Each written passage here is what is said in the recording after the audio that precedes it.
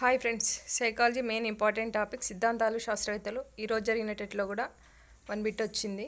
సంరచనాత్మకవాదం Wilhelm Wundt, కార్యకారణవాదం William James, ప్రవర్తనవాదం JB Watson, మనోవిశ్లేషణ సిద్ధాంతం సిగ్మండ్ ఫ్రాయిడ్, గెస్టాల్ట్ వాదం వర్దిమర్ కోఫ్కా కోహ్లర్, ప్రయోజనతావాదం విలియం మెక్డోగల్, క్షేత్ర సిద్ధాంతం లెవిన్, సంజ్ఞానాత్మకవాదం పియాజే, సంసర్గవాదం జాన్ లాక్, నైతిక వికాస దశలు కోల్బర్గ్, యత్నదోష సిద్ధాంతం థారండైక్, అంతర్దృష్టి అభ్యసనం కోహిలార్, బహుకారక సిద్ధాంతం థారండైక్, సామూహిక కారక సిద్ధాంతం లూయి ఎల్ థర్స్టన్, ప్రజ్ఞాస్వరూప నమూనా గిల్ఫర్డ్, మానసిక వయసు భావన బీనే, ప్రజ్ఞాలబ్ధి భావన బీనే, ప్రజ్ఞాలబ్ధి టెర్మన్, మనోలైంగిక వికాస దశలు సిగ్మండ్ ఫ్రాయిడ్, మనోసాంఘిక వికాస దశలు ఎరిక్సన్, అనిర్దేశిక మంత్రణం కార్ల్ రోజర్స్, నిర్దేశిక మంత్రణం విలియమ్సన్ డార్వీ, శ్రేష్టగ్రహణ కౌన్సిలింగ్ థార్న్, ఎఫ్సి థార్న్, ఆగమన పద్ధతి సర్ ఫ్రాన్సిస్ బేకన్.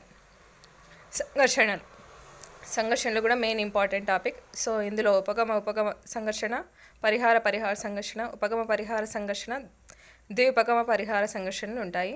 సో ఉపగమ సంఘర్షణ అంటే ఏంటి? రెండు ఆకర్షణీయమైన లక్ష్యాల మధ్య ఎన్నిక జరగవలసినప్పుడు ఉపగమ సంఘర్షణ ఏర్పడుతుంది. పరీక్షల్లో 2 తెలిసిన జవాబులు ఈ విధమైన సంఘర్షణకు గురిచేస్తుంది. తెలిసిన జవాబు. నెక్స్ట్ పరిహార సంఘర్షణ. 2 ఆకర్షణీయం కాని లక్ష్యాలు. ఫస్ట్ది 2 ఆకర్షణీయమైన లక్ష్యాలు, సెకండ్ది 2 ఆకర్షణీయం కాని లక్ష్యాల మధ్య ఎన్నిక తప్పనిసరి అవుతుంది. సో ఎగ్జాంపుల్ తెలియని జవాబు 2 తెలియని వాటి గురించి. పరిహార సంఘర్షణ అంటే 2 ఆకర్షణీయం కాని లక్ష్యాల మధ్య ఎన్నిక తప్పనిసరి అవుతుంది. తెలియని జవాబు. ఉపగమ పరిహార సంఘర్షణ అంటే ఒకటి తెలిసింది, ఒకటి తెలియనిది. ఒక ఆకర్షణీయమైన, ఇంకొక ఆకర్షణీయం కాని లక్ష్యాలు. ఉపగమ పరిహార సంఘర్షణ అంటే ఒకటి తెలిసింది, ఒకటి తెలియనిది. ద్విపగమ పరిహార సంఘర్షణ. నెక్స్ట్ సంప్రదాయాలు. సంరచనాత్మకవాదం మూలపురుషుడు విల్హెల్మ్ వోంట్, కార్యకారణవాదం విలియం జేమ్స్, ప్రవర్తనవాదం జేబీ వాట్సన్, మనోవిశ్లేషణవాదం సిగ్మండ్ ఫ్రాయిడ్, గెస్టాల్ట్ వాదం Wertheimer Koffka Kohler Germany. So వీటి నుండి కూడా కంపల్సరీ వీటికి సంబంధించిన వివరణ కూడా తెలుసుకోవాలి. ముఖ్య లక్ష్యము ఇది కూడా చదువుకోవాలి. ప్రవర్తనవాదం, మనోవిశ్లేషణవాదం, గెస్టాల్ట్ వాదం, సంప్రదాయవాదాలు ఇవన్నీ కూడా సంరచనాత్మకవాదాన్ని రచించేవారు. దాని ప్రకారం ఏ విధంగా ఉంటారు, దాని యొక్క లక్ష్యం ఏంటి? మనసులోని అంశాలను విశ్లేషించడం, మనసు చేసే పనుల గురించి తెలుపుతుంది. కార్యకారణవాదం. ప్రవర్తనవాదం యొక్క లక్ష్యం ఏంటి? ప్రవర్తనవాదంపై ప్రయోగాలు జరిపింది పావలో, స్కిన్నర్, డైక్. So behaviour and introduction to comparative psychology గ్రంథ రచయిత జేబీ వాట్సన్.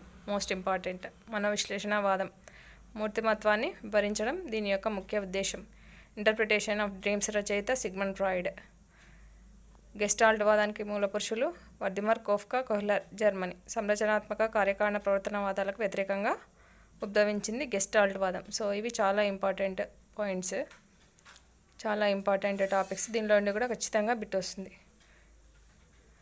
సో మనసు నిర్మాణం, మనసు అంటే ఏమిటి, ఏ విధంగా ఉంది అనే విషయాలను తెలియజేసేది సంరచనాత్మకవాదం. ఈ వాదం ప్రకారం మనసులోని అంశాలు సంవేదనలు, ప్రతిమలు, అనుభూతులు. మనసులోని అంశాలు ఏంటివి? సంవేదనలు, ప్రతిమలు, అనుభూతులు. ఈ వాదం ప్రకారం మనోవిజ్ఞాన శాస్త్రం చేతనత్వాన్ని అధ్యయనం చేస్తుంది. దీని ప్రకారం సంరచనాత్మక